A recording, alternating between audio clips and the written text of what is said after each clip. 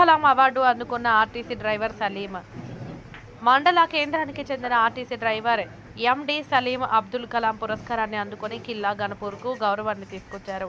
హైదరాబాద్లోని రాజేంద్రనగర్ ఆర్టీసీ డిపోలో డ్రైవర్గా విధులు నిర్వహిస్తున్న సలీం తన ఉద్యోగ బాధ్యతల మధ్య సమయాన్ని వెచ్చించి సామాజిక కార్యకర్తలు, క్రీడాకారులను ప్రోత్సహిస్తూ ఆదర్శంగా నిలుస్తున్నారు.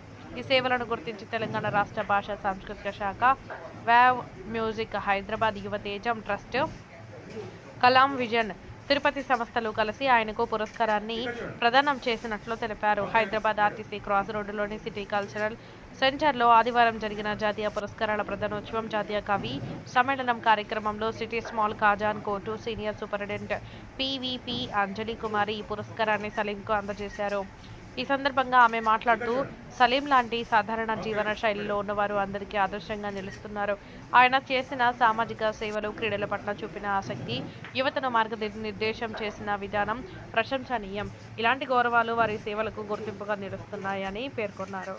అవార్డు అందుకున్న అనంతరం స్పందించిన సలీం, ఈ అవార్డు రావడంతో మన కిల్లా గన్పూర్ గ్రామానికి లభించిన గౌరవం. ఇది నాకు మరింత బాధ్యతను కల్పిస్తోంది. భవిష్యత్తులో మరింత సామాజిక సేవా కార్యక్రమాల్లో భాగస్వామి అవుతాను అని అన్నారు. సలీంకు ఈ గౌరవం లభించడంపై గ్రామస్తులు, స్నేహితులు, ప్రజాప్రతినిధులు హర్షం వ్యక్తం చేశారు.